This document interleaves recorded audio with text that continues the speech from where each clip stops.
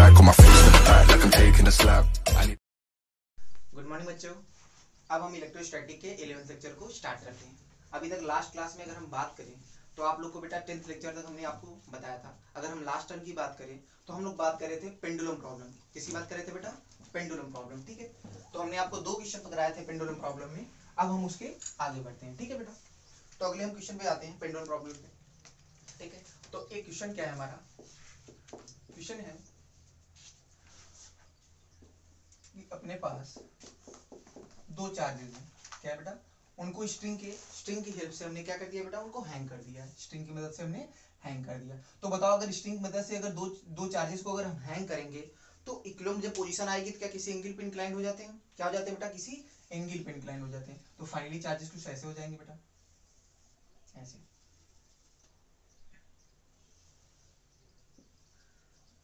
ठीक, ये आपका है मान लो Q1 चार्ज,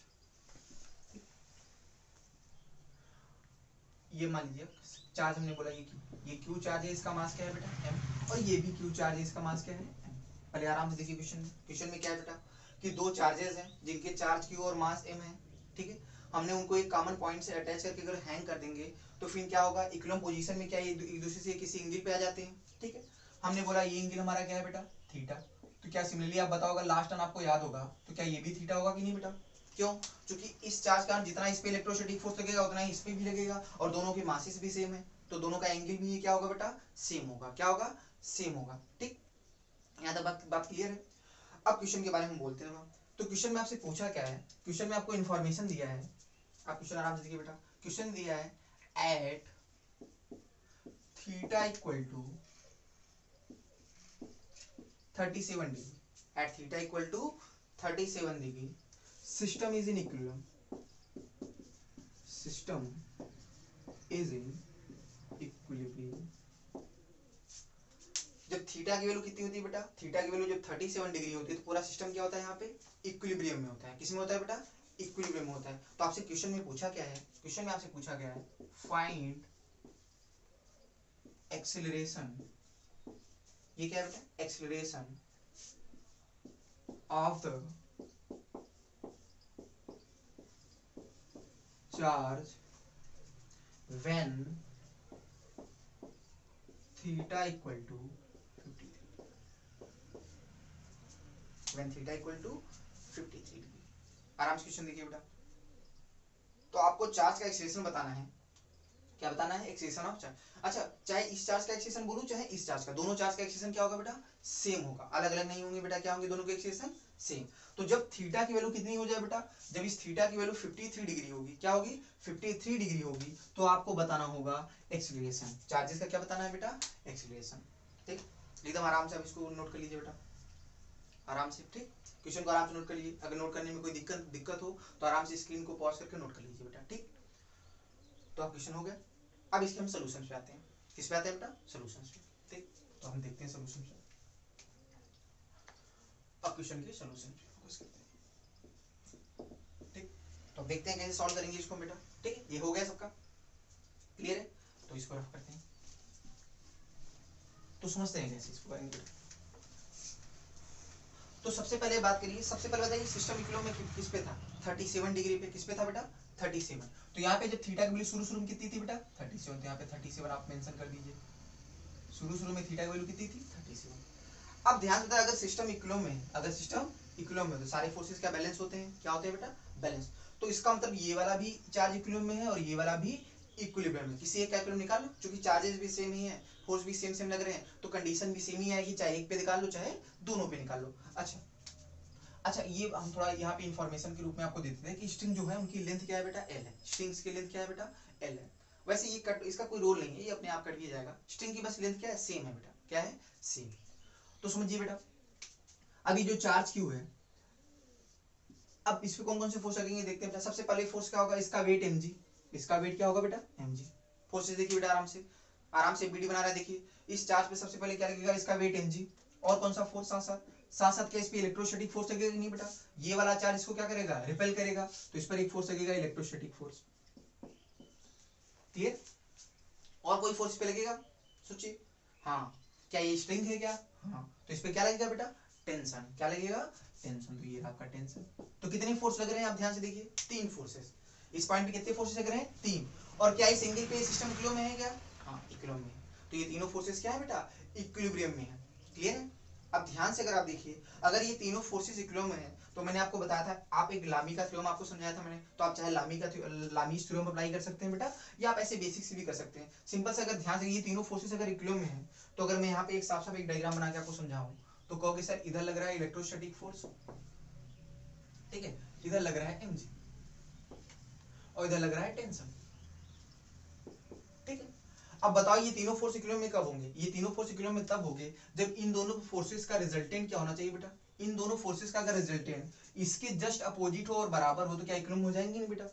ध्यान से देखिए बेटा, इन दोनों फोर्सेस का जो रिजल्टेंट होगा अगर इसके जस्ट अपोजिट और बराबर होगा, तो क्या इक्विलिब्रियम हो जाएंगे? सिंपल से देखो, अब कैसे निकाल, अब ध्यान से बताओ ये एंगल कितना है, सोचो इसको, ये एंगल कैसे निकालेंगे? आप इसको कैसे पीछे बढ़ाइए, तो सोचो ये एंगल 37 है, तो क्या ये भी 37 ही होगा? देखिए ध्यान से, और यही तो ये है 37। अच्छा 37 कैसे है बेटा? देखो, तो बताओ ये वर्टिकल लाइन है और ये भी वर्टिकल लाइन, तो ये दोनों कौन से एंगल होंगे? हो जाएंगे बेटा करेस्पॉन्डिंग एंगल। कौन सा एंगल? Corresponding angle. इसीलिए ये दोनों आप देख रहे हो, ये 37 है तो ये भी 37। क्लियर है यहाँ पे? तो ध्यान से बताओ ये 37 है। अब यहाँ पे अगर फोकस करो, तो अगर मैं tan थीटा ले लूं, देखो यहाँ पे ये Fe आपको मालूम है और ये mg मालूम है, तो अगर मैं यहाँ पे tan थीटा लूं, tan थीटा क्या होता है? Perpendicular upon base. तो लिखते हैं बेटा आराम से, देखिए tan 37 equal to perpendicular, perpendicular क्या ये है, और ये किसके बराबर है? Fe के बराबर। परपेंडिकुलर अपॉन बेस, बेस क्या है बेटा? mg। देखिए ये वाली लेंथ, और ये किसके बराबर है? mg। और साथ आपको पता होगा tan 37 की वैल्यू कितनी होती है बेटा? 3/4। कितनी होती है? याद है आपको बताया था 3 4 5 का राइट एंगल, याद करिए बेटा, 3 4 5 का जो राइट एंगल होता है उसका ये एक एंगल होता है 37, दूसरा क्या होता है? 53। तो tan 37 की वैल्यू आई बेटा Fe बाई 3/4। कितना आएगी? 3/4। तो इसको उठा के रख देते हैं बेटा, तो 3/4 equal to Fe upon mg। Simple सा, दिख रही? अब बताओ Fe क्या है? Fe इन दोनों के बीच का फोर्स है, तो Fe की वैल्यू भी लिखते हैं बेटा। सोचो Fe लिखने के लिए क्या होगा? इन चार्जेस के बीच की दूरी निकालनी पड़ेगी। क्या निकालनी पड़ेगी? दूरी। अब इस दूरी को कैसे निकालेंगे? सिंपल समझो बेटा, सोचो ये 37 है, कितना है? तो ये बताओ ये कितना हो जाएगा? L sin 37। आराम से देखिए बेटा इस पेन से, ये कितना है? L, ये एंगल कितना है? 37। तो ये कितना हो जाएगा? क्या sin थीटा लेना चाहिए? तो अगर मैं sin थीटा लूंगा तो क्या होगा? Perpendicular upon hypotenuse. तो आराम से देख लीजिए बेटा, तो sin 37 कैसे लिखेंगे बेटा? परपेंडिकुलर, ये वाली लेंथ देखिए, तो इसको अगर मैं बोला x है, कितना है ये लेंथ? अगर बोला x है, तो आप समझ लीजिए बेटा परपेंडिकुलर अपॉन हाइपोटेनस, हाइपोटेनस क्या है? L है, x अपॉन L। तो ध्यान से बताइए x की वैल्यू कितनी आएगी बेटा? क्या L sin 37 आएगा कि नहीं बेटा? और sin 37 की वैल्यू कितनी होती है? सोचो sin 37 कितना होता है बेटा? 3/5। कितना होता है बेटा? 3/5। तो x की वैल्यू आई 3/5 है। कितना आ गई बेटा? 3/5 है। तो बताओ ये कितना है? 3/5 है। तो सिमेट्री से बोल सकते हो ये भी 3/5 है, होगा कि नहीं बेटा? एकदम सेम। ध्यान दीजिए, अगर ये x माना तो ये भी तो x होगा ना। तो ध्यान से बताओ इन दोनों चार्जेस के बीच की दूरी कितनी है गई बेटा? 3/5 है, ये है 3/5 है, तो क्या टोटल बोल सकते हो 6/5 है। कितना हो जाएगा बेटा? 6/5 है। ठीक है बेटा, तो आराम से Fe लिखते हैं। तो पहले Fe की बराबर लिखते हैं बेटा, तो Fe बराबर आपका आएगा बेटा 4/3 mg। अब Fe की वैल्यू उठा के यहाँ पे रखते हैं। Fe याद है ना, KQ1Q2/r²। याद करिए बेटा पुरानी चीज, हमने बताया था ना दो चार्जेस बीच लगने वाला इलेक्ट्रोस्टैटिक फोर्स का फॉर्मूला क्या होता है? KQ1Q2/r²। तो लिखते हैं बेटा Q1 कितना है? Q। देखिए बेटा Q1 कितना है? Q। Q2 भी कितना है? Q। तो Q इंटू Q क्या हो जाएगा? Q² upon r²। बताओ इनके बीच की दूरी कितना है? 2x। 2x क्या होगा? x तो है आपका 3/5 है, तो इसका दुगना हो जाएगा 6/5 है। इसका क्या करेंगे बेटा? स्क्वायर, बराबर आपका हो जाएगा बेटा 4/3 mg। पहले देखिए यहाँ तक सही है, आराम देखिए बेटा सब ठीक। तो अगर आप यहाँ फोकस करें तो इसका आगे हम बात करते हैं। तो बताओ ये 5 का स्क्वायर कितना हो जाएगा? 25, और 6 का स्क्वायर कितना हो जाएगा? 36। तो ये 25 क्या ऊपर चला जाएगा नहीं बेटा? तो देखो यहाँ पे बचेगा, इसके आगे देखो यहाँ पे बेटा मैं लिख रहा हूँ ठीक। तो यहाँ पे आपका आएगा बेटा KQ² अपॉन L²। और देखिए ऊपर क्या आ गया? ऊपर आ गया 25 और नीचे क्या है बेटा? 36।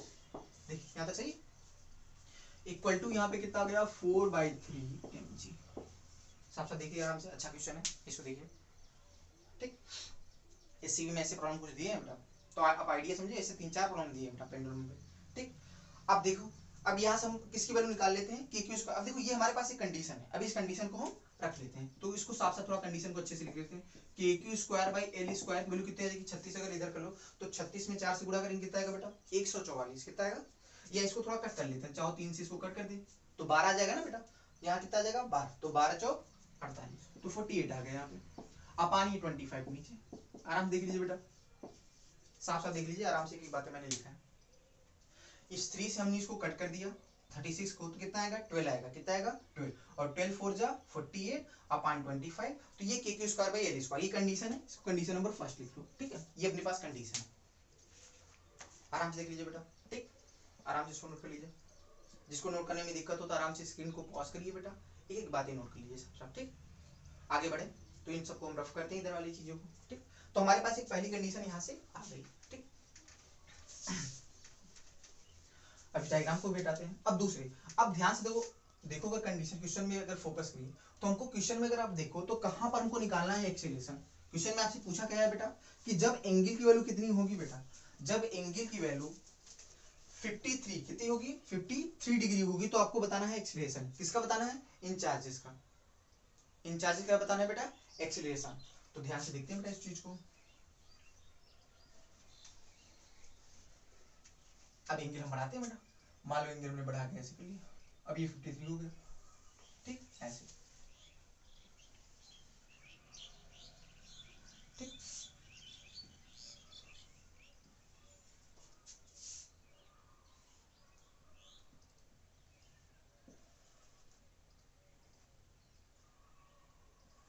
ठीक, चलो काफी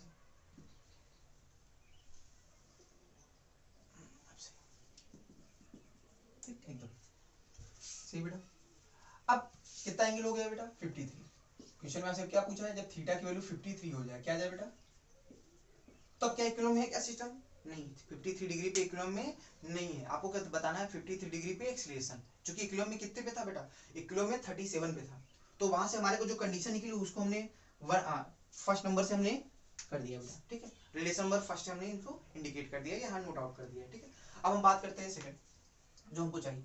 अब ध्यान बताओ ये चार्ज क्यों है, मास ये ऐसे ये भी सेम, तो आप किसी की भी निकाल लीजिए, चाहे इसका एक्सेशन निकाल लीजिए, चाहे इसका एक्सेशन, दोनों का एक्सेशन सेम होगा कि अलग अलग, सेम होना है बेटा। तो चाहे आप इसका निकाल लीजिए चाहे उसका, किसी जिसको आपको सुविधा पड़े, जिसकी आपको सुविधा पड़े आसानी हो। ठीक है, आप किसी का भी निकाल सकते हैं, दोनों का एक्सेशन सेम ही आएगा। तो चलो करते हैं बेटा। तो सबसे पहले क्या बनाते हैं एबीडी। तो ध्यान से अगर आप देखो इस पर नीचे की तरफ कौन सा फोर्स लगेगा, सिंपल सी बात वही, उसका वेट mg, क्या लगेगा mg। और कोई फोर्स बेटा, क्या इधर इलेक्ट्रोस्टैटिक फोर्स लगेगा कि नहीं बेटा, एकदम। अच्छा ये वाला जो इलेक्ट्रोस्टैटिक फोर्स है वो पुराने वाले से अलग है बेटा, ध्यान रखना। पुराने वाला जो इलेक्ट्रोस्टैटिक फोर्स था वो Fe हमने, अब इसकी वैल्यू लिख देते ज्यादा अच्छा रहेगा। तो इसको वैल्यू लिखने के लिए सबसे पहले क्या निकालना पड़ेगा बेटा, ये दूरी निकालनी पड़ेगी। ये क्या निकालनी पड़ेगी, दूरी। अब आपको क्लियर हो गया, ये लेंथ तो L ही है और ये भी लेंथ L है। तो ध्यान से अब बताओ सीधे, क्या सीधे बोल सकता हूँ L sin 53। याद करो बेटा, ये पहले कितना आया था, x जब माना था तो वहां कितना था, वो L sin 37 था पहले, तो 53 हो गया तो कितना हो जाएगा बेटा L sin 53। कितना हो जाएगा L sin 53, और sin 53 की वैल्यू कितनी होती है बेटा 4/5। तो आप ध्यान से देखो तो ये 4/5 है बेटा। ये आपके लिए बेसिक सी बात है, ये आपको पहले भी अभी हमने सिखा दिया था इसके पहले में, तो आपको ये समझ में आएगा क्यों जल्दी में लिखती है। ये कितना हो जाएगा बेटा, यहाँ पे sin थीटा लोगे तो परपेंडिकुलर अपॉन हाइपोटेन्यूज, तो ये कितना आ जाएगा L sin 53, और sin 53 की वैल्यू कितनी होती है बेटा 4/5। कितनी होती है 4/5। ऐसे क्या ये भी कितना आएगा बेटा 4/5 है। ध्यान से देखिए बेटा इसको, क्लियर है। तो ये भी 4/5 है और ये भी 4/5 है। तो बताओ इन चार्जेस की बीच की दूरी कितनी हुई बेटा 4/5, 4/5, तो क्या 8/5 हो गया कि नहीं बेटा, कितना हो गया 8/5 है। तो बताओ इस चार्ज के इस पे फोर्स लिखते हैं बेटा, तो फोर्स का फॉर्मूला क्या होगा, K Q1 into Q2, तो क्या Q square upon R square upon R। बताओ इन चार्जेस के बीच की दूरी कितनी है बेटा, क्या 8L/5 है, कितनी है 8L/5, तो इसी का स्क्वायर लिखते हैं बेटा। सही है बेटा, एकदम देख लीजिए आराम से साफ साफ, क्लियर। अच्छा इसको साफ साफ इसकी वैल्यू लिख देते हैं सिंपल से, कितनी होगी, तो बताइए इसकी वैल्यू कितनी हो जाएगी, 25 ऊपर चल जाएगा बेटा, तो आएगा 25 अपान यहाँ पे कितना हो जाएगा 8 का स्क्वायर कितना होगा 64 के स्क्वायर बाई, क्लियर है बेटा। यहाँ तक देखिए आप सब साफ साफ हमने बता दिया कौन कौन सा फोर्स, ठीक है। इधर लग रहा है mg, इधर लग रहा है इलेक्ट्रोस्टैटिक फोर्स, सिंपल सिंपल सी बात है, क्लियर है। अच्छा और कोई टेंशन लग रहा है। क्या लग रहा है बेटा? टेंशन। अच्छा क्या यहाँ पे जो टेंशन लग रहा है, क्या पुराने वाले जो टेंशन टी था क्या वही है कि नया टेंशन है? नया टेंशन है बेटा, ध्यान रखना। अलग अलग एंगल आएगा तो टेंशन भी अलग अलग होगा। क्यों? क्योंकि ये इलेक्ट्रोस्टैटिक फोर्स भी अलग अलग होगा, तो इलेक्ट्रोस्टैटिक फोर्स बदलेगा तो इनका जो रिजल्टेंट आएगा वो हर चीजें बदलेंगी ना बेटा, तो इनका जो रिजल्टेंट आएगा उसकी वैल्यू बदलेगी, उसकी वैल्यू हर जगह अलग अलग है, और ये फोर्सेस भी अलग अलग होता है, हर जगह टेंशन अलग अलग होता है। ठीक है, तो ध्यान रखना यहाँ पे जो टेंशन पुराना वाला टेंशन नहीं होगा, इसको कुछ नया मैंने मान लिया। मान लिया ये टेंशन कितना है बेटा? T1। क्या मान लिया? T1। यहाँ तक सही है?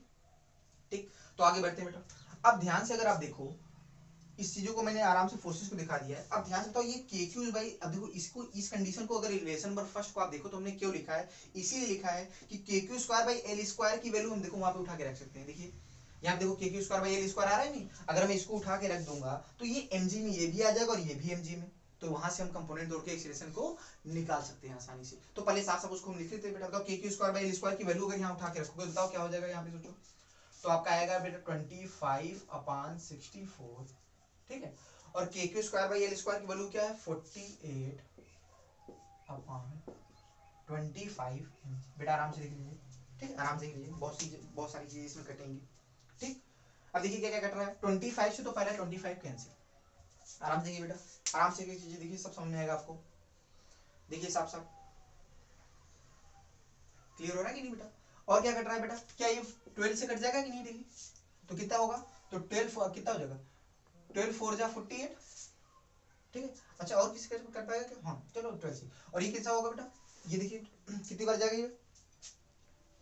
क्या 24 से कट जाएगा क्या? चुप नहीं, तो ये वाला बताइए कि यहाँ यहाँ कितना आएगा? 12 से तो नहीं कट रहा मेरे ख्याल से, शायद 12 से नहीं 8 से कटेगा बेटा।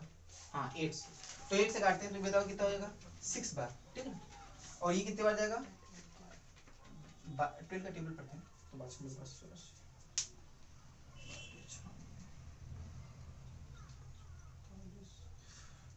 नहीं, ये तो 12 से नहीं कटेगा, 8 से कटेगा।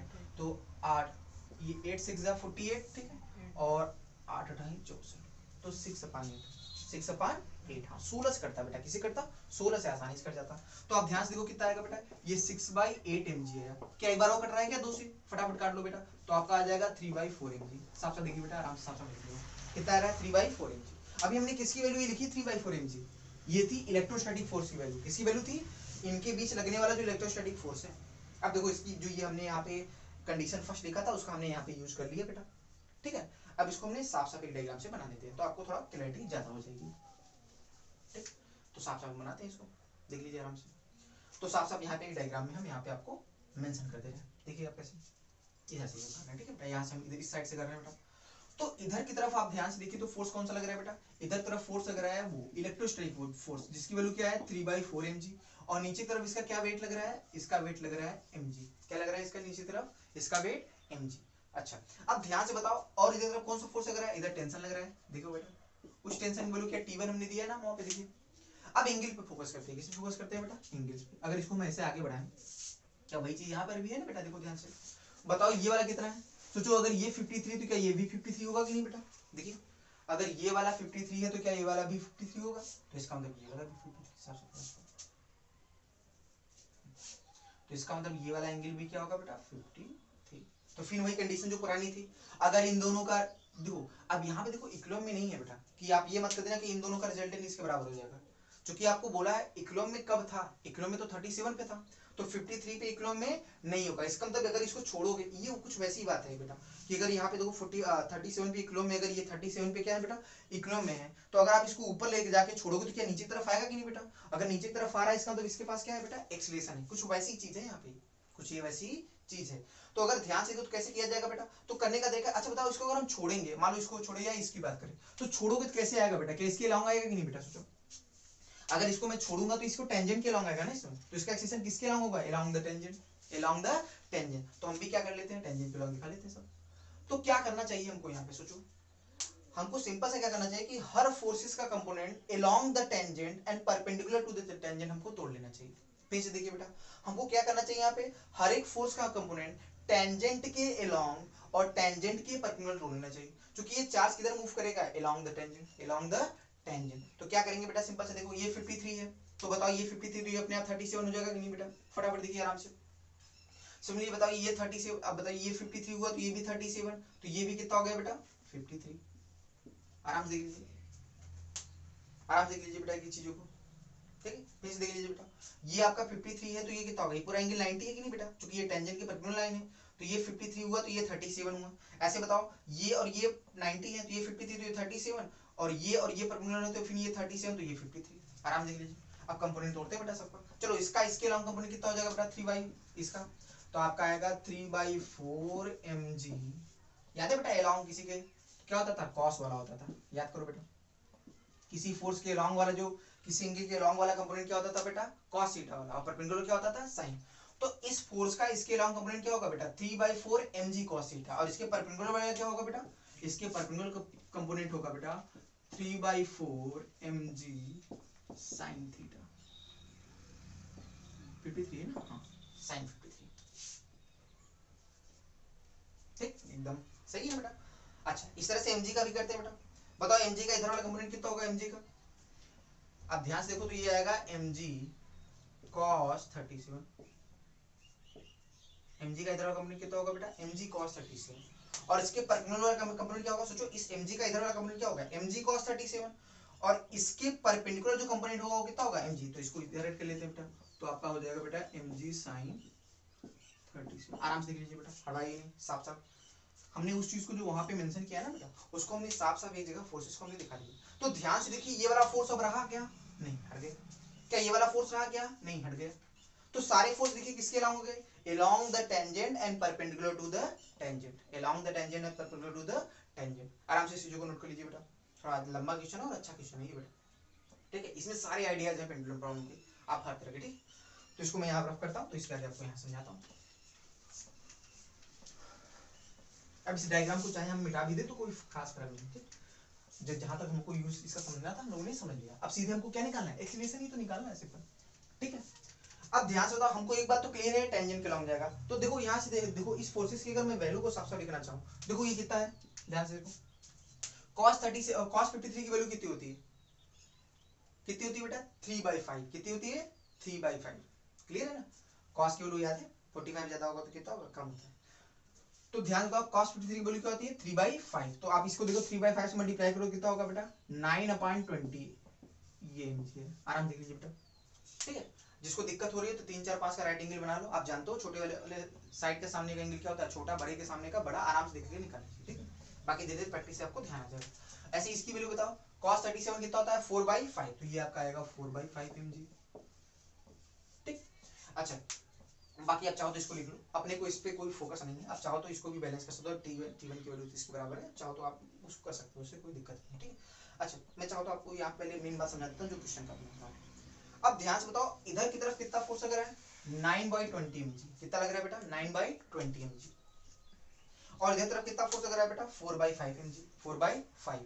तो बताओ इन दोनों में कौन बड़ा है, वो बड़ा है कि ये वाला ज्यादा है, सोचो ये वाला ज्यादा है कि ये वाला ज्यादा है, 9/20 ज्यादा है कि 4/5, सोचो, बाकी दोनों में mg है ही, सिंपल सी बात है। अब कैसे देखो सोचोगे, तो इसका 20 है तो इसका भी 20 हो जाए नीचे डिनोमिनेटर, तो काम हो जाए। तो 20 करने के लिए क्या ऊपर फोर्स मल्टीप्लाई करोगे नहीं बेटा, तो यहाँ पर ऊपर नीचे क्या करो, फोर्स मल्टीप्लाई करो। अगर फोर्स मल्टीप्लाई करो कितना आ जाएगा यहाँ पे बेटा, सोचो यहाँ पे 20 आ जाएगा और ऊपर कितना हो जाएगा 16, तो इसको चाहे ऐसे भी तो लिख सकते हो, 16/20, एक सिंपल तरीका, ये आप जानते भी हो, कोई नई बात नहीं बोल रहा हूँ बेटा। तो आपका हो जाएगा 16/20, 16/20 mg, और ये कितना है बेटा 9/20 mg। बताओ इन दोनों में से कौन ज्यादा है, ये वाला।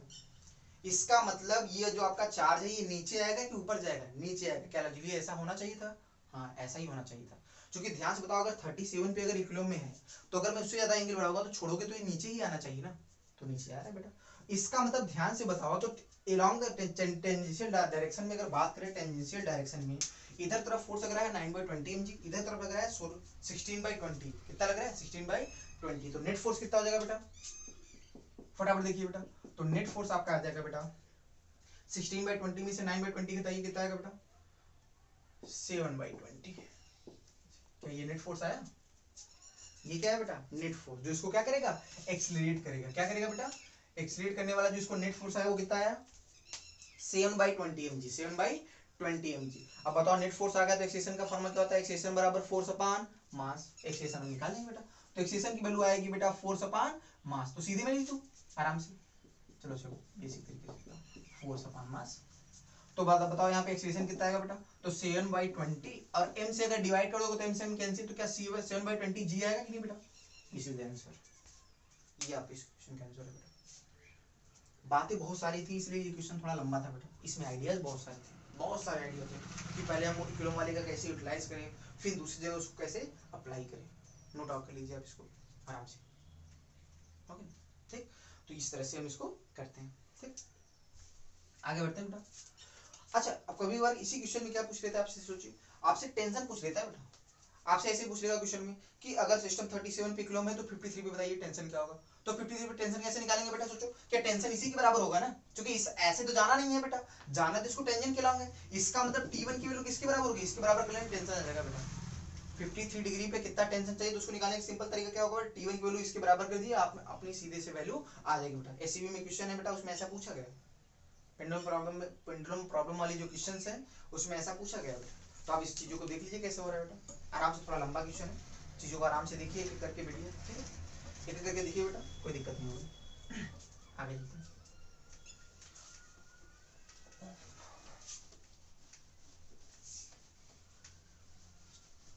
तो लगभग हम बात करें तो पेंडुलम प्रॉब्लम पे हम लोग के आइडिया लगभग कंप्लीट होते हैं, ठीक है, लगभग इतने ही आइडिया आपके अच्छे से हो जाएंगे क्वेश्चन, ठीक है, आपको इससे बहुत ज्यादा परेशान होने की जरूरत नहीं है, ठीक। मेन आपको आइडिया बेटा क्लियर करना है, आइडिया अगर क्लियर है तो क्वेश्चन आपसे अच्छे से बन जाएगा बेटा, ठीक है, बस आइडिया आप क्लियर रखो कि हाँ कैसे कैसे करना है, कैसे कैसे हमको क्वेश्चन करना है। बाकी ट्यूट क्लास में जब एससीबी हम लोग डिस्कस करेंगे तो उसमें आपको वो सारे क्वेश्चन भी कराएंगे, तो आप समझ जाओगे, दोबारा रिपीट हो जाएगा बेटा। तो ये बातें क्लियर हुई पेंडुलम प्रॉब्लम की थोड़ी सी, ठीक है, कुछ प्रॉब्लम हमने करा दी। अब सीधे हम आते हैं अगली हेडिंग, अगर हम बात करें तो अगली हमारी हेडिंग है कूलम्स लॉ।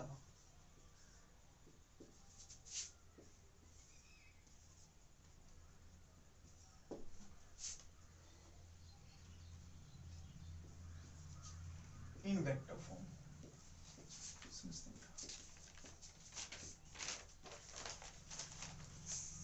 अगली चीज हम करते हैं Coulomb's law in vector form, ठीक। तो इस हेडिंग को हम समझते हैं वास्तव में क्या है।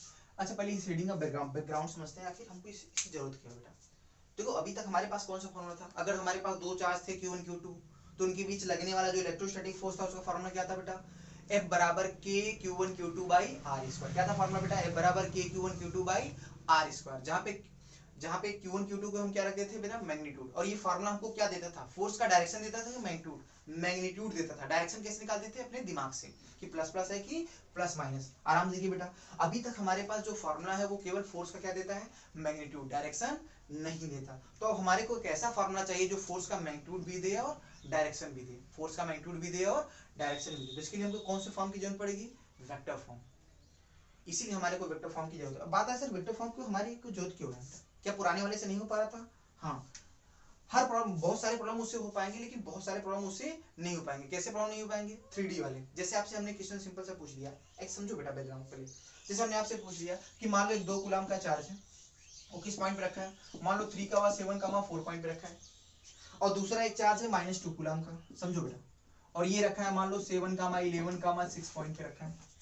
हमने कह दिया एक चार्ज है 2 कूलम का, और ये कुछ भी ले लो, 2 ले लो, 4 ले लो, 6 ले लो, कुछ भी ले लो, ठीक है। हमने कह दिया एक 2 कूलम का चार्ज है 3,7,4 पॉइंट पे, और एक है -3 कूलम का चार्ज जो किस पॉइंट पे है, 7,11,6 पॉइंट पे, 7,11,6 पॉइंट पे। आपसे क्वेश्चन में पूछ लिया कि 2 कूलम के चार्ज पर -3 कूलम के कारण लगने वाला फोर्स बताइए।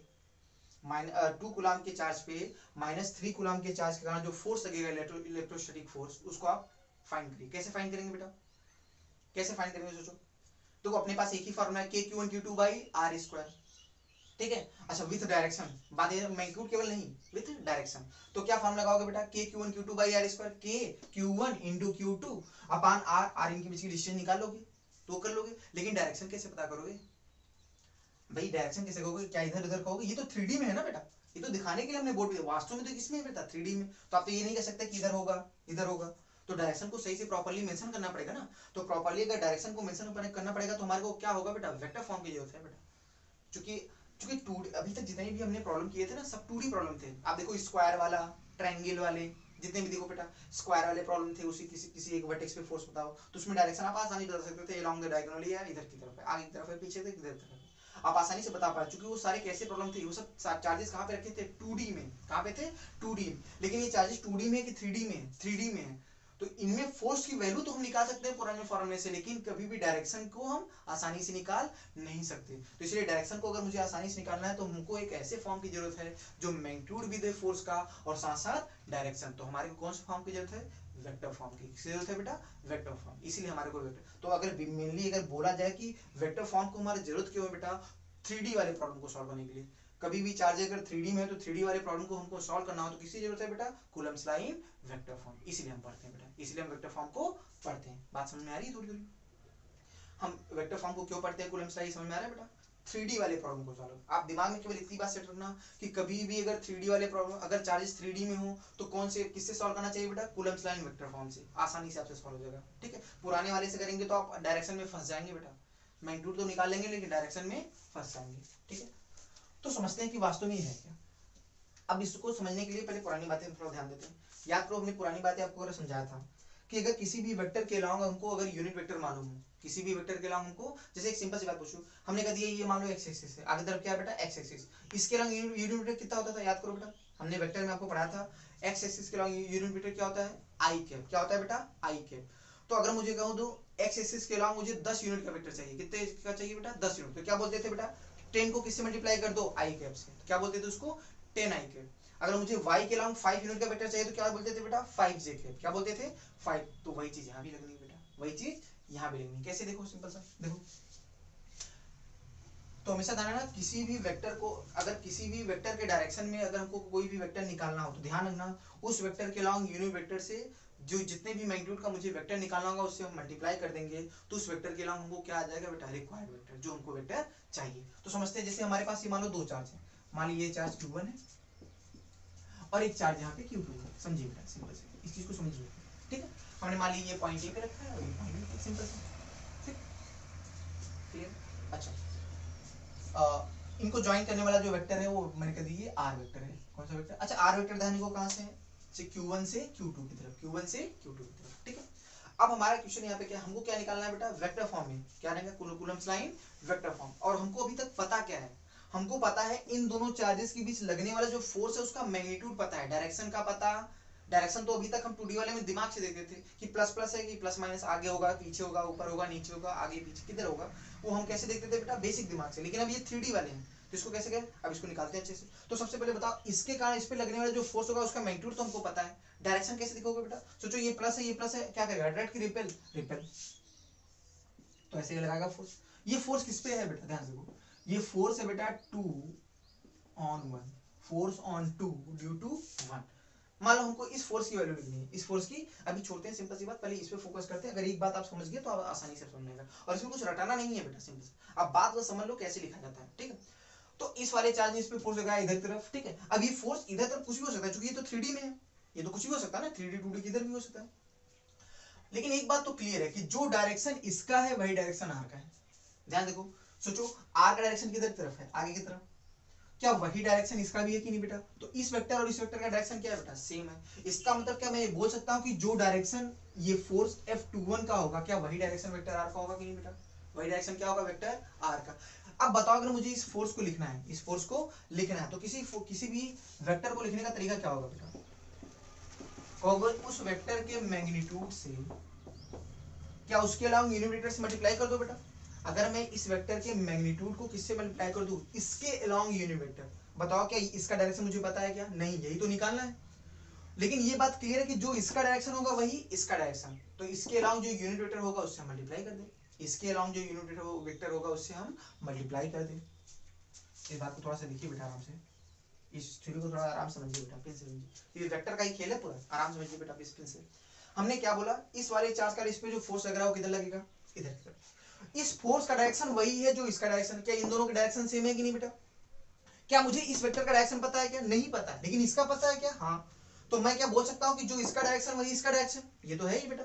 इसका मतलब अगर मुझे बताओ इस फोर्स की वैल्यू निकालनी है तो इस फोर्स के मैग्नीट्यूड को किससे मल्टीप्लाई कर दोगे, इसके अलोंग के डायरेक्शन से, और इसके अलोंग डायरेक्शन होगा तो फिर इसके अलोंग वाला यूनिट वेक्टर लेना पड़ेगा, तो इसके अलोंग यूनिट वेक्टर क्या होगा बेटा, R cap, vector R cap. देखिए बेटा सिंपल सा।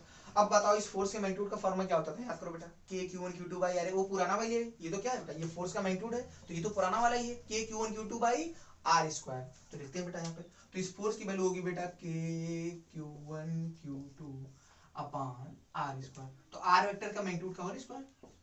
सही, आराम से लिखिए। ये आर वेक्टर का मैग्नीट्यूड समझ पा रहे हो बेटा, मैंने आपको बताया था बेटा, किसी भी वेक्टर की का मैग्नीट्यूड उसकी लेंथ होती है, तो ये इनकी बीच की डिस्टेंस है वो, ठीक है, आर के मैग्नीट्यूड का होल स्क्वायर। आप परेशान, आप चाहो तो इसको आप ऐसे लिख सकते हो, के Q one Q two by केवल आर स्क्वायर, केवल आर मतलब इससे आर वेक्टर का मैग्नीट्यूड, आर वेक्टर का मैग्नीट्यूड। ये बात आपको पहले भी वेक्टर में मैं समझा चुका हूं। अब ध्यान से बताओ, किसी भी वेक्टर के अलावा यूनिट वेक्टर निकालने का तरीका क्या होता था, किसी भी वेक्टर के अलावा कैसे निकालते थे यूनिट वेक्टर, उस वेक्टर को किससे डिवाइड कर देते थे, उसके मैग्नीट्यूड से। तो क्या करोगे बेटा, वेक्टर आर को उसके मैग्नीट्यूड से डिवाइड करो। अब ध्यान से देखो क्या आएगा,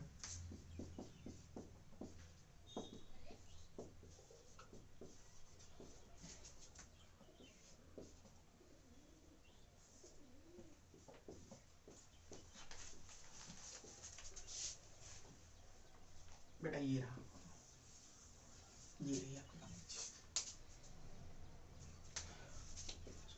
इसको ब्रैकेट में K Q one Q two vector R upon vector R के मैग्नीट्यूड का, आप ऐसे आ जाती है बेटा, ठीक। तो फॉर्मूला क्या होगा बेटा, K Q one Q two vector R upon vector R के मैग्नीट्यूड का होल क्यूब, ठीक है। यहाँ पे मैं साफ साफ थोड़ा सा मेंशन कर दूं बेटा,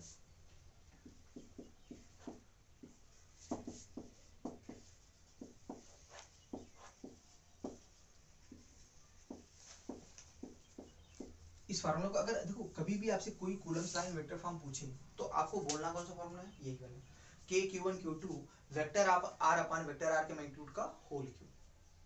क्लियर है?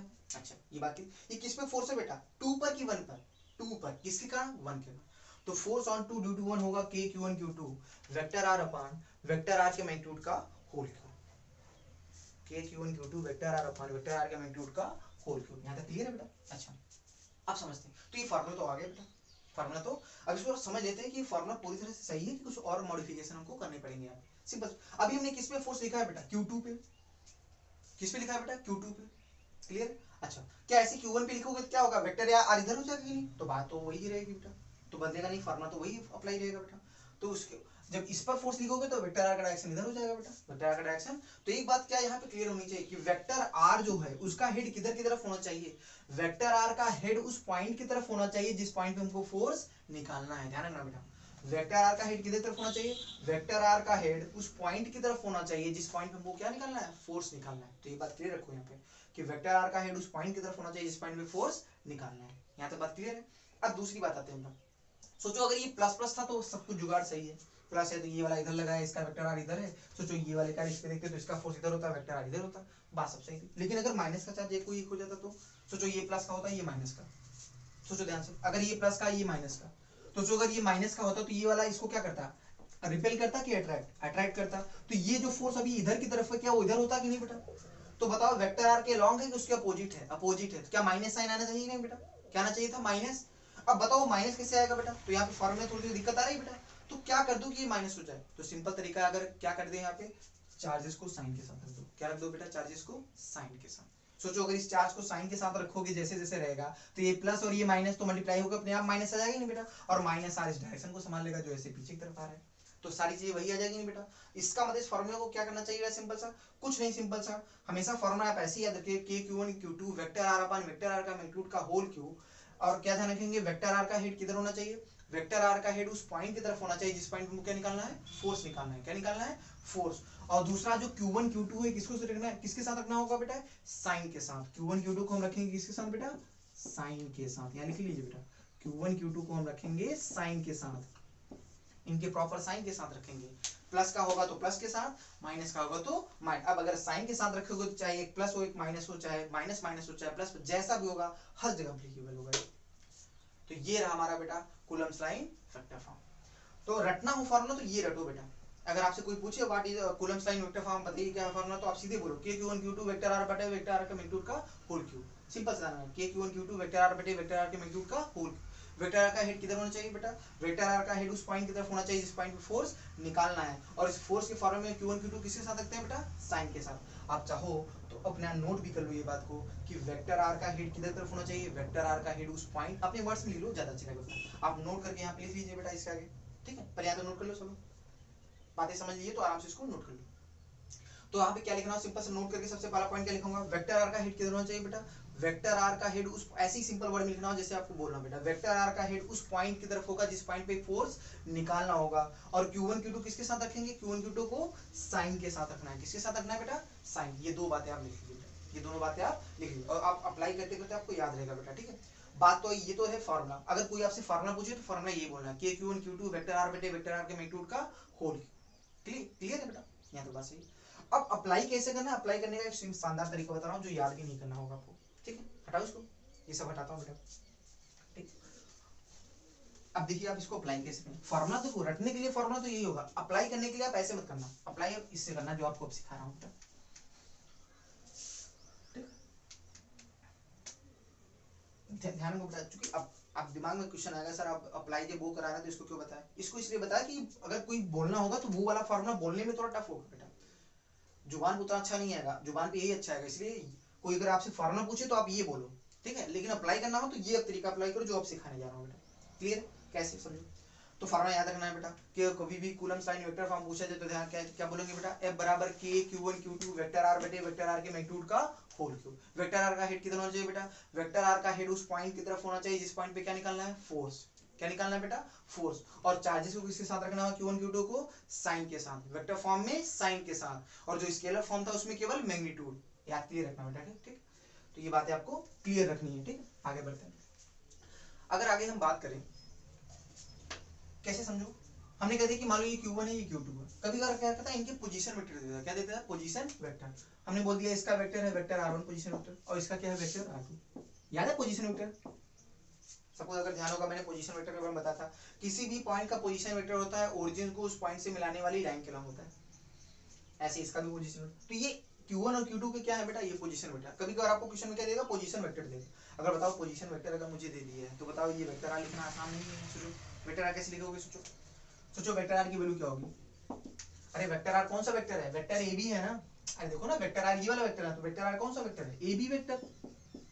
और शायद आपने वेक्टर पढ़ा है तो आपको ध्यान होगा मैंने आपको बताया था वेक्टर ए बी होता है बी का पोजीशन वेक्टर माइनस ए का, ध्यान देखो बेटा, वेक्टर आर किधर तरफ होगा, ये वाला, तो वेक्टर आर क्या होगा, वेक्टर ए बी, और वेक्टर ए बी क्या होता है बेटा, बी का पोजीशन वेक्टर माइनस ए का, तो बताओ बी का पोजीशन वेक्टर क्या है बेटा, R2। याद करो बेटा पुरानी बातें सब सिखा चुका हूँ बेटा, वेक्टर वाले लेक्चर पर देखिए मैंने आपको बताया था वेक्टर ए बी होगा बाद वाले का पोजीशन वेक्टर माइनस पहले का, तो बी का पोजीशन वेक्टर क्या है, R2 माइनस ए का R1, तो R2 माइनस R1, तो ये किसकी वैल्यू आ गई, R2 minus R1 vector are. सोचो पुराना वाला जो फार्मूला था अगर वहां वेक्टर आर की जगह पे ये उठा कर तो काम बन जाए कि नहीं, तो बताओ क्या हो जाएगा अब नया फार्मूला, सोचो वही लिखना है बेटा 2 1, तो क्या था पूरा पुराना वाला K Q1 Q2, अब जो वेक्टर आर था उसके क्या लिखोगे, R2 माइनस R1, समझो बेटा यहाँ पे अपान वेक्टर आर के मैग्नीट्यूड का होल क्यूब, वेक्टर आर के मैग्नीट्यूड का होल क्यूब, देखिए बेटा ये रहा आपका फार्मूला नया, देखिए आराम से।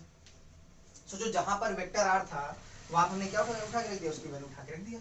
अब यहाँ पे R1 R2 क्या है, R1 R2 Q1 और Q2 क्या है बेटा, पोजीशन वेक्टर, ठीक है, क्लियर है। अब इसको कैसे लिखना अभी मैं अभी आपको सिखाऊंगा, अभी तो मैं आपको समझा रहा हूँ कि ये आया कैसे, ये आया कैसे मैं आपको ये समझा, यहाँ पे अभी कैसे लिखना है ये आपको अभी सिखा रहा हूँ, तब और आसान लगेगा आपको, पर यहाँ तक सुन लो बेटा, क्लियर। ये रटना नहीं है, रटना वही पुराना वाला, इसको समझना है कैसे लिखना है, ठीक है, यहाँ तक सही है बेटा। तो अब देखो आप लिखेंगे कैसे, ऐसे याद रहना, फोर्स किस पे लिख रहे हैं बेटा, 2 पर, किसके कारण लिख रहे हैं 1, तो पहले कौन आया 2, बाद में कौन आया 1, तो आप कैसे लिखोगे K Q1 Q2, पहले आया 2 तो R2, देखो यहाँ पे पहले कौन आया 2 तो वेक्टर R2 माइनस बाद में कौन आया 1 माइनस वेक्टर R1, तो जो यहाँ पे लिखा उसी का मैग्नीट्यूड ले लीजिए उसका क्यूब कर लीजिए आंसर, फटाक से सिंपल। फिर से देखिए बेटा F21 कैसे लिखेंगे, F21 आप कैसे लिखोगे, K Q1 Q2 इधर रखना है, अच्छा Q1 Q2 किसके साथ रखेंगे, साइन के साथ, किसके साथ, K Q1 Q2। अब पहले कौन सा आया 2 वाला ना, तो देखो पहले वेक्टर 2 लिखो, पहले कौन सा यहाँ पे आया 2 आया तो वेक्टर R2 लिखो, माइनस बाद में कौन आया 1 R1, तो R2 माइनस R1 अपान इसका मैग्नीट्यूड करिए उसका क्यूब करिए, सीधे आ गया बेटा ऐसे ही। तो एक दो मैं लिख के दिखाता हूँ तो ज्यादा अच्छा लगेगा, क्लियर है यहाँ पे, थोड़ा सा देखिए। तो मैं यहाँ पे लिख के दिखाऊंगा तो फ्लो आपका अच्छा बनेगा। हटाओ इसको, देखो मैं कैसे लिखता हूँ। अब इसी चीज को मैं लिख के आपको दिखाता हूँ अच्छे से। मैं दोनों पे लिखता हूँ, इस पे भी लिखता हूँ, उस पे भी लिखता हूँ। चलो फटाफट सोचो, ये वाला इस पे जो फोर्स लगाएगा वो F21 होगा, और ये वाला जो इस पे फोर्स लगाएगा F12 होगा कि नहीं बेटा? फटाफट चलो लिखते हैं बेटा। चलो फोर्स ऑन 2 ड्यू टू 1, फटाफट लिखो बेटा। कैसे लिखोगे बेटा?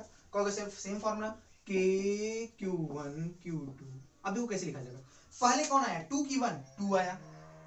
कौन आया? 2, तो लिखोगे सर 2 वाले का पोजीशन पे पहले लिखेंगे, और माइनस बाद में कौन आया? 1, तो 1 वाले के बाद में।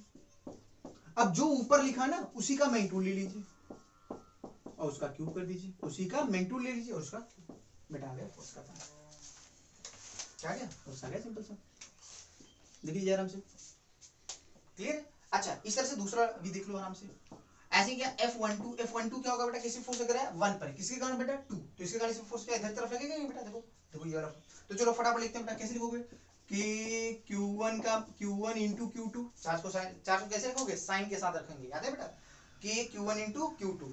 पहले कौन आ रहा है सोचो, पहले यहाँ पे कौन आ रहा है? 1, तो कहोगे सर 1 वाले का पोजीशन वेक्टर, 1 वाले पोजीशन में क्या है? वेक्टर R1, माइनस बाद में कौन आ रहा है? 2 वाला, तो 2 वाले का पोजीशन वेक्टर, अब पानी के मैग्नीट्यूड का क्यों।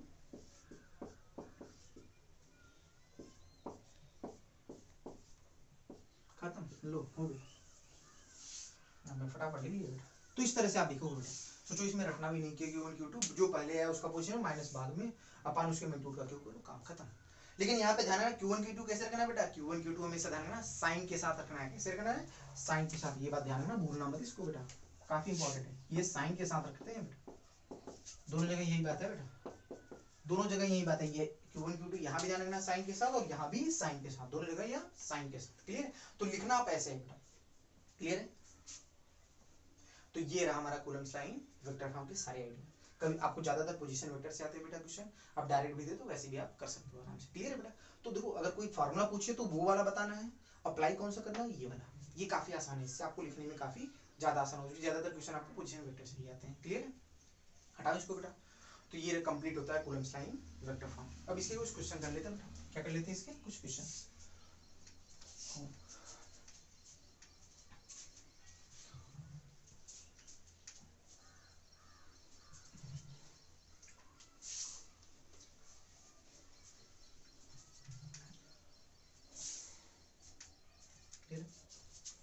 चलो प्रॉब्लम करते हैं सबसे पहले।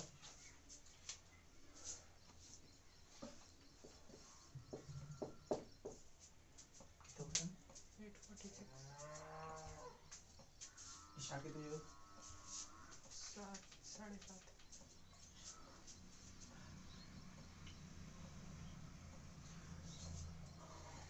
चलो तो आगे बढ़ते बेटा, एक क्वेश्चन कर लेते हैं। ठीक, पहला क्वेश्चन देख रहा है पसीना अच्छे से। ठीक, तो चलो पहला क्वेश्चन करते हैं, सिंपल सा बेटा। ठीक, भाव अच्छा रहेगा बेटा। क्लियर? तो हम लोग करते हैं बेटा। चलो ये दो चार्जेस है, हमने कह दिया कि मान लो ये किसका है, ये मान लो 2 कूलम का चार्ज है। कितने कूलम का? 2 कूलम का। और ये मान लिया 3 कूलम का। वही ले लेते हैं कोई सिंपल सा है। ठीक, मान लो ये पॉइंट है, ये पॉइंट इसका कोऑर्डिनेट क्या है बेटा? मान लो इसका कोऑर्डिनेट है 2,2,2,1। कितना है? या 2,3,1, जो भी ले लो सिंपल, अपने में कुछ भी ले लो। ठीक, वो लेके मैं आपको दे रहा हूँ ऑप्शन, जो मैं आपको दे रहा हूँ। और दूसरा पॉइंट बी क्या है? हमने कह दिया कि -3, जो ये पॉइंट बी पे रखा है इसका कोऑर्डिनेट में मैंने मान लिया क्या है?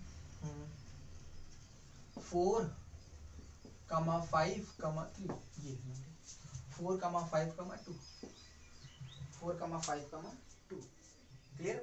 ये है आपका। अब क्वेश्चन में आपसे पूछा क्या है?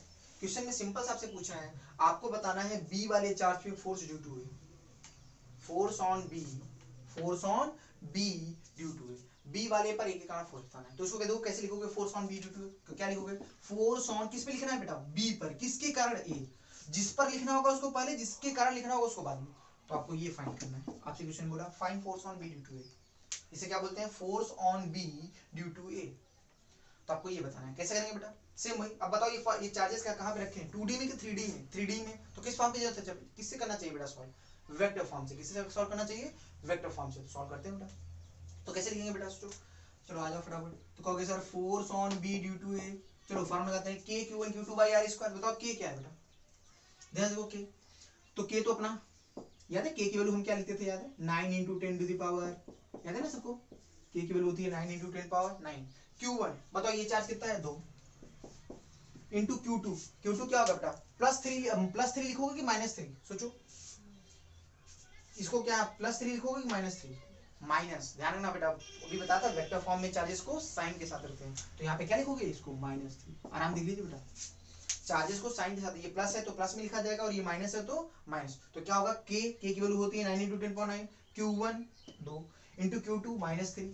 अब और फिर क्या होगा बेटा, आप सोचो वेक्टर वाला आ जाओ, पहले कौन आया b, तो b का पोजीशन वेक्टर बताओ, किसी भी पॉइंट का पोजीशन वेक्टर लिखने का तरीका क्या होता है, याद करो मैंने बताया था, किसी भी पॉइंट का पोजीशन वेक्टर लिखने का तरीका होता है x कोऑर्डिनेट में i कैप से, y कोऑर्डिनेट में j कैप से, z कोऑर्डिनेट में k कैप से मल्टीप्लाई करके जोड़ दो, ऐसे यहाँ पे। तो बताओ ध्यान से बताओ, क्या इस वाले को पहले लिखोगे माइनस ये, तो करते हैं फटाफट, चलो इसका पोजीशन वेक्टर क्या होगा फटाफट बताओ, कहोगे sir 4i cap plus 5j cap plus 2k cap, समझो देखो बेटा कैसे लिखा हो, b का पोजीशन वेक्टर माइनस किसका a का। अब चलो इसका पोजीशन वेक्टर लिख दो, बताओ x कोऑर्डिनेट में i कैप से, y कोऑर्डिनेट में j कैप, j कोऑर्डिनेट में k कैप से मल्टीप्लाई करके जोड़ दो, कितना आएगा बेटा 2i cap plus 3j cap plus k cap, फटाफट लिखो 2i cap plus 3j cap. अब इसको जोड़ा कि घटाया, घटा दिया, क्या करेंगे बेटा घटा देंगे, क्लियर है यहाँ पे। अच्छा घटाओगे तो क्या वैल्यू आएगी, सोचो बेटा घटाओ क्या आएगी वैल्यू, जो 4i माइनस 2i, क्या 2i आएगा बेटा, फटाफट घटा के नीचे ले लेते हैं, क्या इतना लंबा फिर लिखे, और 5j माइनस क्या 2j यहाँ भी आया बेटा, अब देखो 2k माइनस k, क्या k आया अभी, क्या इसी के मैग्नीट्यूड का होल क्यूब करना है कि नहीं बेटा, याद करो बेटा हमने क्या बोला था, पहले जो है उसका पोजीशन लिखिए माइनस, बाद में जो है उसका पोजीशन लिखिए बेटा अपान जो ये वैल्यू है उसके मैग्नीट्यूड का होल क्यूब, क्लियर है। अब देखो फटाफट क्या आ रहा है बेटा, अब इसको देखो तो ऊपर आएगा 9 माइनस में into 6 into 10 to the power 9, और यहाँ पे देखो ऊपर वाला ये क्या आएगा बेटा, ये आएगा 2i cap plus 2j cap plus k cap, ठीक। अब ध्यान से बताओ ये क्या है, सोचो इस वेक्टर का मैग्नीट्यूड क्या होगा बेटा, तो याद करो मैंने बताया था किसी भी वेक्टर के मैग्नीट्यूड लिखने का तरीका क्या होता है, अंडर रूट में i के कोएफिशिएंट का स्क्वायर प्लस j के कोएफिशिएंट का स्क्वायर प्लस k का, तो बताओ इसका मैग्नीट्यूड क्या होगा, अंडर रूट में 2 का स्क्वायर 4, फिर 2 का स्क्वायर 4 प्लस 1, 4 प्लस 4 प्लस 1 कितना हो जाएगा 9, कितना हो जाएगा बेटा 9, और 9 का स्क्वायर रूट क्या होगा, सोचो याद करो बेटा आराम से लिखता हूँ, अंडर रूट में कैसे लिखते थे बेटा 2 का स्क्वायर प्लस 2 का स्क्वायर प्लस 1, इसका क्या क्यूब करना है कि नहीं बेटा, बेटा हर एक स्टेप लिखना हो, पुराना जिसको छोटा भी है तो ध्यान दे रहे कैसे कैसे मैंने अपनी बेटा, तो कितना हो जाएगा बेटा, ये 9 आएगा, 9 का स्क्वायर कितना 3 होता है, क्या होता है बेटा 3, अब इसको मिटा दे रहे हैं बेटा, इसका निकल रहा है, क्लियर। तो कितना आएगा बेटा बताओ, तो FBA की वैल्यू आएगी बेटा, ऊपर आप ध्यान से देखें तो -9 इंटू 6, तो इसको मल्टीप्लाई कर लेते हैं, 9 चौक कितना होगा 54 आएगा, ठीक है ना बेटा, इंटू 10 टू द पावर 9, ठीक है 10 टू द पावर 9, और ब्रैकेट में क्या है बेटा 2i के प्लस 2j के प्लस k के, 2i के प्लस 2j के प्लस,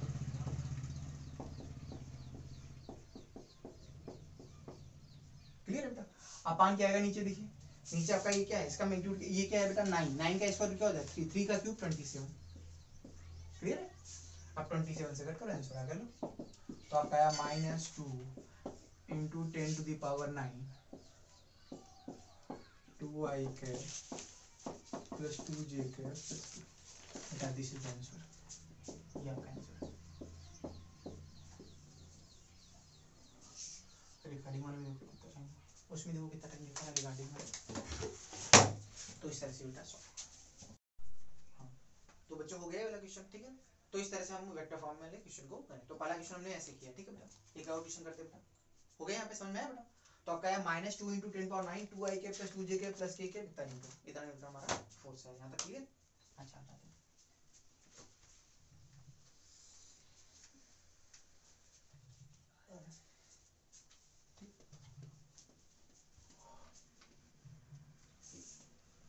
आगे बढ़ते हैं, एक और क्वेश्चन करते हैं बेटा सिंपल, एक और क्वेश्चन करते हैं, इसके बाद हमारा ये कंप्लीट हो जाएगा वेक्टर फॉर्म, ठीक। तो क्वेश्चन सिंपल करते हैं, ठीक। तो ये तो एक बेसिक सा क्वेश्चन था, एक बेसिक सा क्वेश्चन था, आपने समझ में आया बेटा कैसे करते हैं बेटा, तो हमेशा ध्यान रखना ये फॉर्म लिखना आप सीख लो बेटा। अगला क्वेश्चन क्या है बेटा, अगले क्वेश्चन पे अगर हम बात करें, अगले क्वेश्चन में आपको दिया है कि स्क्वायर पिरामिड है, क्या है बेटा,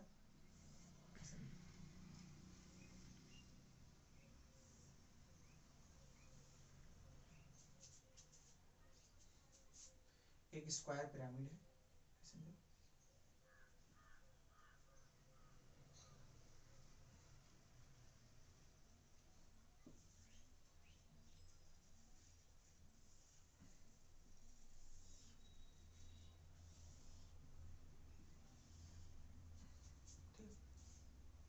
इसके हर वर्टेक्स पे क्यू चार्ज है, कितना चार्ज है बेटा?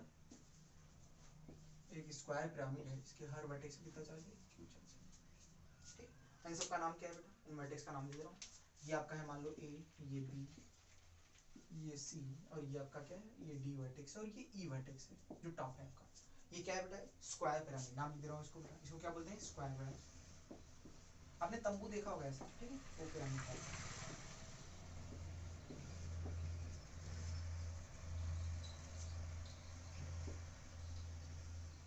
स्क्वायर पिरामिड, ठीक है, ये क्या आपका स्क्वायर पिरामिड है। क्लियर? अच्छा, इसकी साइड आपको क्या दी है? साइड इसका a√2,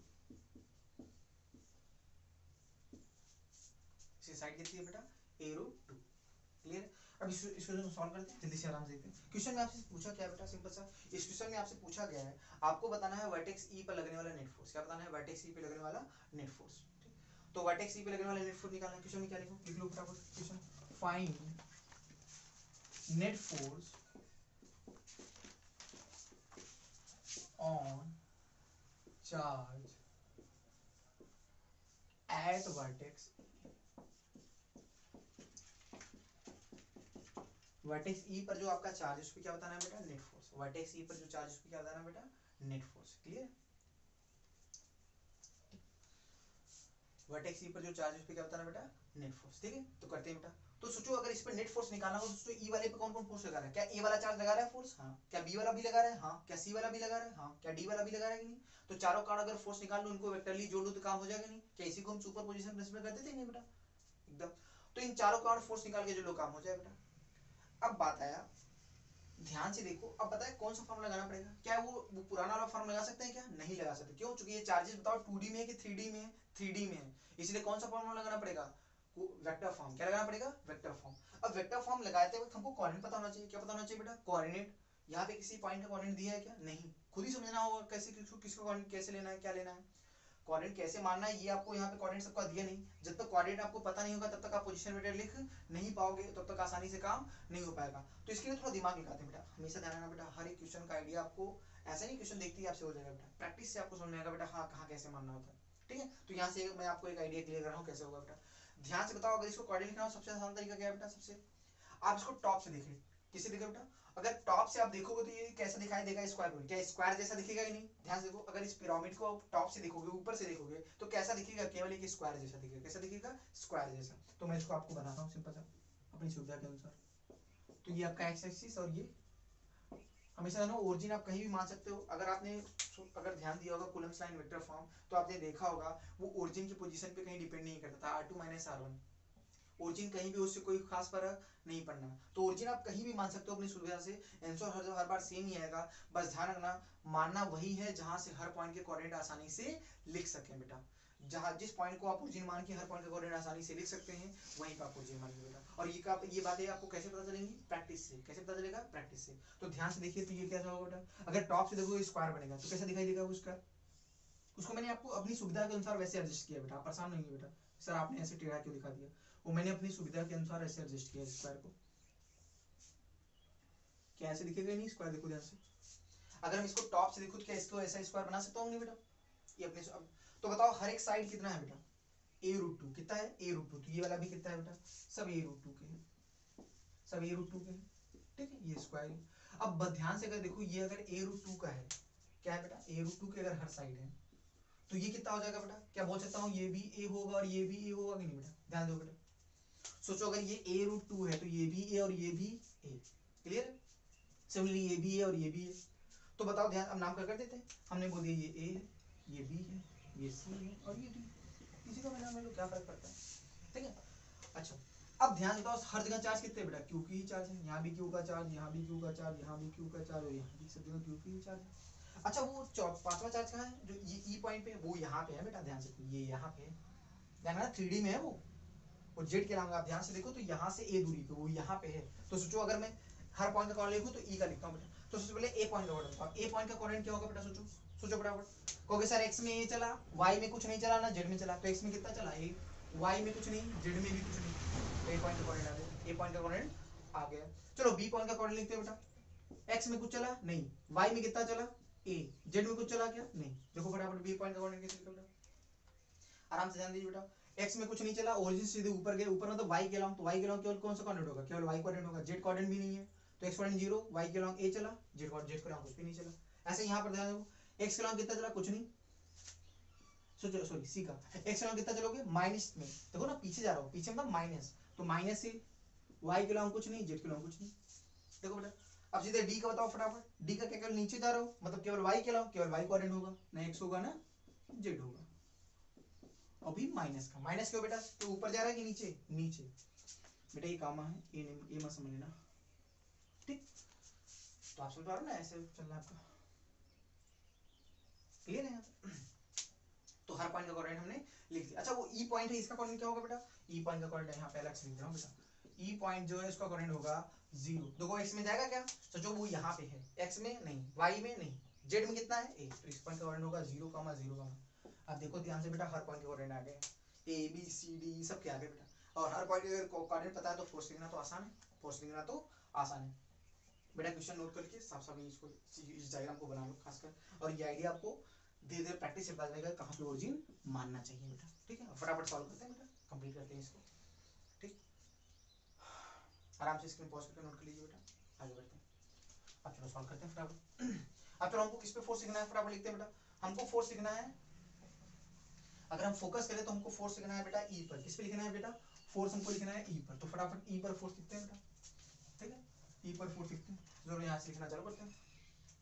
तो बताओ अगर मैं ई पर फोर्स लिखूंगा, तो बताओ ई पर कौन कौन सा फोर्स लगा रहे हैं, क्या ए वाला भी लगा रहा है, बी वाला भी लगा रहा है, सी वाला भी और डी, क्या चारों चार्जेस फोर्स लगा रहे हैं कि नहीं बेटा, ध्यान से देखो।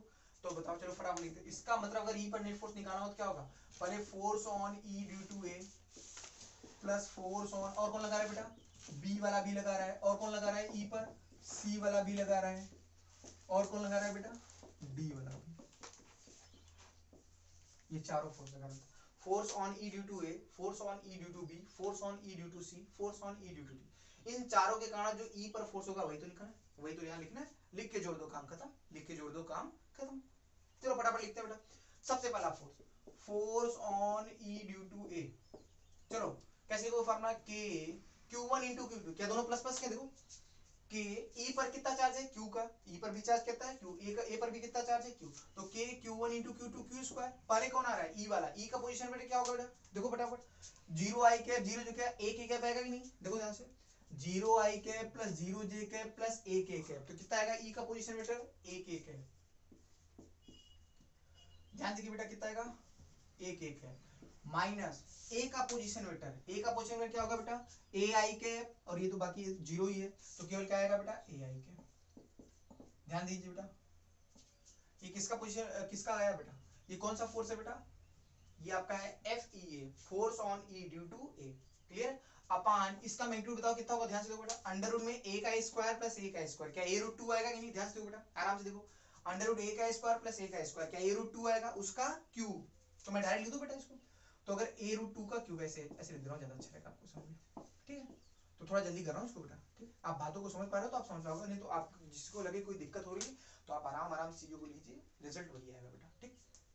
जैसे मैं ये लिखा वैसे ही लिखो, force on E due to B, चलो बी के कारण ई पर फोर्स लिखो, क्या लिखोगे के Q1 इंटू Q2 सेम सी, पहले कौन है ई का क्या है बेटा पोजीशन वेक्टर ए के कैप, माइनस बी का बताओ, बी का पोजीशन वेक्टर क्या है बेटा बी ए, कितना आएगा एक एक ए जे कैप, 0 आई कैप, तो ये तो हट गया, ए जे कैप कितना आएगा ए जे, केवल जे कोऑर्डिनेट है बेटा, तो क्या आएगा ए जे कैप, अपान इसका मैग्नीट्यूड आप देखो ध्यान से, अंडर रूट ए का स्क्वायर प्लस ए स्क्वायर, क्या ए रूट 2 आएगा कि नहीं बेटा, कितना आएगा ए रूट 2, उसका होल क्यूब।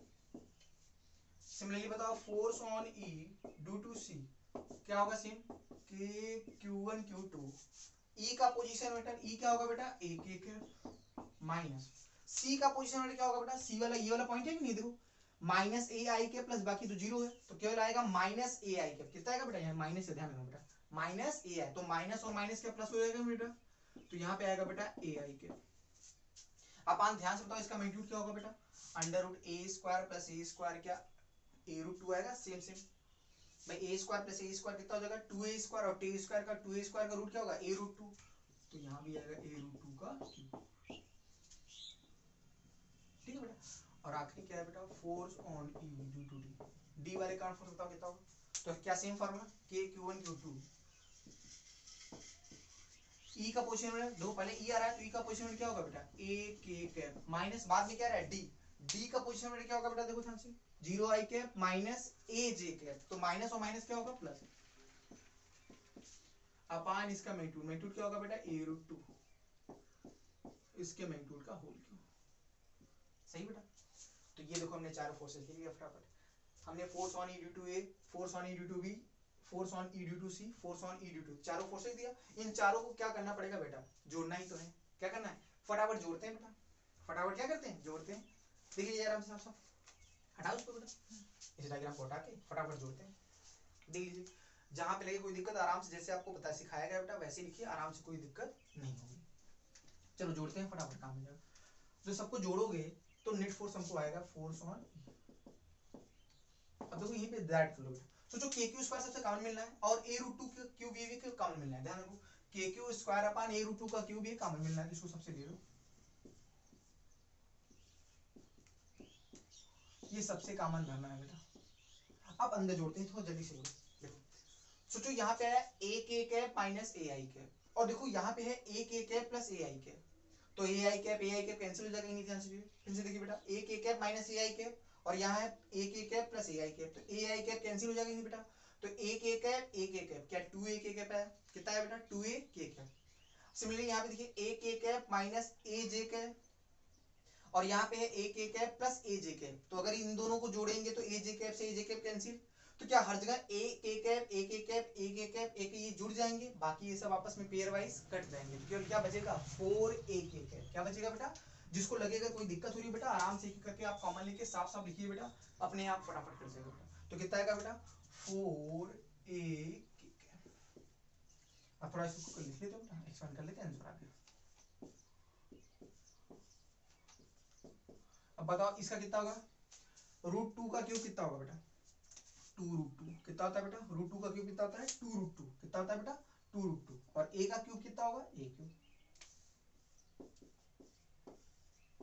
अब काटते हैं बेटा, तो बताओ 2 रूट टू से कैंसिल करोगे क्या रूट टू आएगा कि नहीं बेटा, कितना आएगा रूट टू, और एक a से a भी कैंसिल, तो क्या बचा साफ साफ आंसर आपका है बेटा कि एक रूट टू रह जाएगा, रूट टू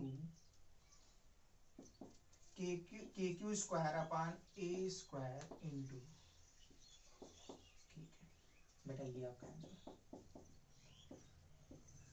ये रहा। तो इस तरह से हमारे ये कंप्लीट होता है, ठीक है। तो कितना है बेटा रूट टू के क्यू स्क्वायर अपान ए स्क्वायर, ध्यान रखना बेटा यहाँ पे ये के कौन सा है बेटा, ये वो 9 × 10⁹ वाला है, ये कौन सा है वेक्टर वाला के, ठीक है बेटा, इसको देखो स्मॉल से लिखा है। तो इस तरह से बेटा हमारा Coulomb's line vector form complete होता है बेटा, ठीक है। तो आगे हम अगर बात करेंगे अगले लेक्चर में तो हम पढ़ेंगे कूलम्स लाइन डाइलेक्ट्रिक मीडियम। तो आज की क्लास बेटा यहीं पे ओवर होती है, ठीक है। जो भी आपके अपने डाउट्स हो बेटा ग्रुप पे आप उनको जरूर इन्फॉर्म करते रहिए, ठीक है। तो आज की क्लास हम लोग ओवर करते हैं।